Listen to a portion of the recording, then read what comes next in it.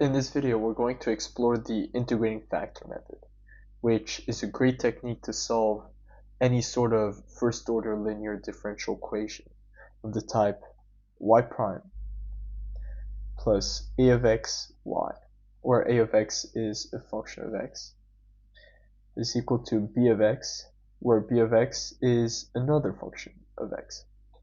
In the name of the method, there's the term factor. And the reason for this is because in this differential equation, we are going to multiply by a factor in such a way that the equation becomes a lot easier to solve.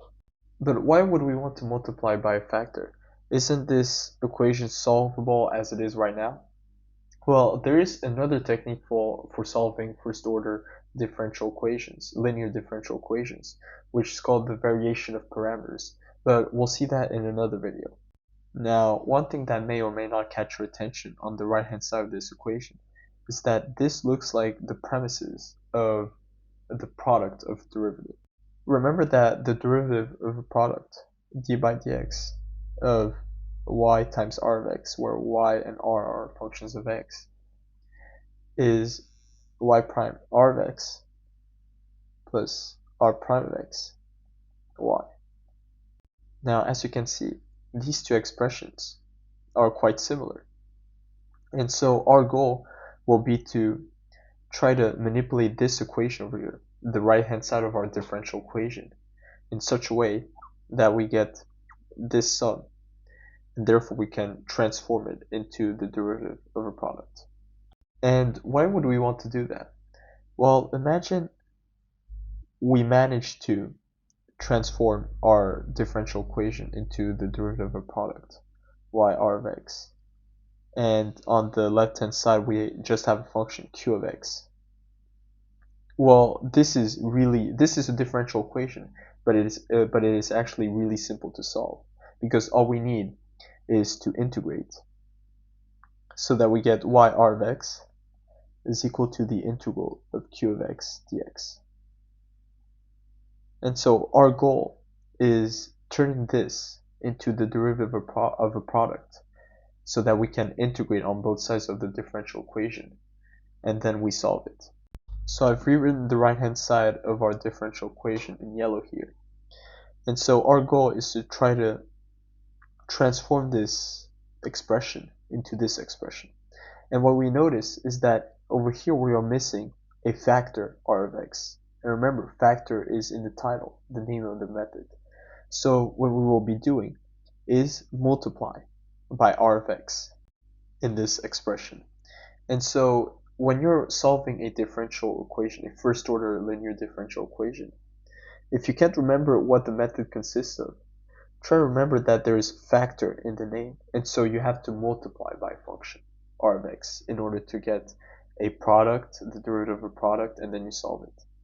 So if we multiply our differential equation by r of x, well, we get r of x y prime plus a of x r of x y is equal to b of x r of x. Now, there's one important point I want to make. R of x can be any sort of function. Essentially, what we are doing here is we're multiplying by a function, and then as we go along, we will see the requirements r of x has to fulfill in order to get the derivative of a product. So essentially, we're just choosing r of x among a plethora of other types of functions we could have used. And so we're just choosing one particular r of x, and therefore we can choose any sort of condition on r of x. And what kind of condition would we want to put on this function? Well, remember, our goal is to get the expression for the derivative of a product, and therefore we already have r of x y prime, which is featured in the formula for the derivative of a product. And now all we need is r prime of xy. But here we have a of x r of x.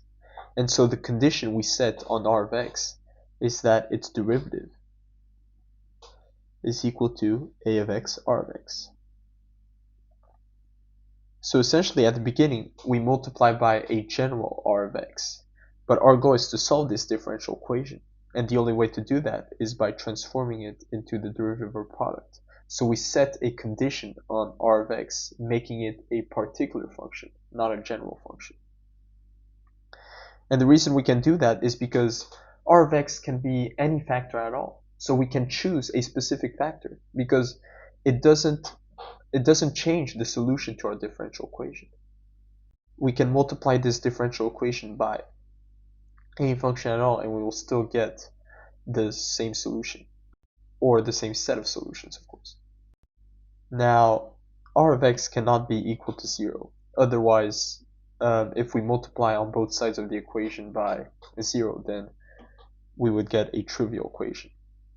So we can divide by r of x, and so we get that r prime of x divided by r of x is equal to a of x. So let me just specify different things. So here we multiply by r of x, and here we divide by r of x, where r of x is different than 0. Now I want to reiterate, we're just trying to find one particular r of x. So essentially we only need to find one antiderivative that would solve this differential equation we have here. So by integrating on both sides, we get that ln of r of x is equal to the antiderivative of a of x, and we will call that capital A of x. And so capital A of x is the integral of a of x dx. And notice here, we're not interested in the constants because we just want to find one function, one r of x. And I'm not putting the absolute value sign over here because I'm also imposing that r of x is positive. Okay, so let me write that down. R of x is strictly positive. And therefore, we have that r of x, using the exponential on both sides of the equation, is the exponential of capital A of x. And therefore the exponential of the antiderivative of lowercase a of x. So this function over here. And this is absolutely wonderful because now we know the type of function that r of x is in order to turn this expression into the derivative of a product. And so r of x has to be the exponential of the antiderivative of a of x. So the function that multiplies y. And so now this expression becomes the derivative of a product. So d by dx of r of x y is equal to b of x r of x. And integrating on both sides, we get that r of x y is equal to the integral of b of x r of x dx. And now notice here, when we calculate the integral of b of x r of x, we need to include the constant. Over here I didn't include the constant because we're just trying to find a specific factor. We don't need all the factors. We don't need to add a plus c over here. We're just trying to find one factor in order to get the derivative of a product. But here we do because now we're trying to find the whole set of solutions for a differential equation, not just one solution. So we need to add the constant. And now we divide by r of x in order to get the expression for y in terms of x. And remember, r of x is not equal to 0, so we can divide. Y is equal to 1 over r of x times the integral of b of x r of x dx. And so this is the integrating factor.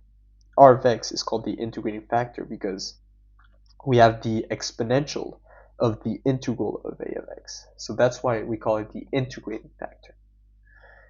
And now we get the solution of our differential equation, of our first order differential equation, which is y is equal to 1 over r of x times the integral of b of x r of x. And the great thing about the integrating factor method is that we get the whole set of solutions, not just a particular solution to our differential equation. And that is it.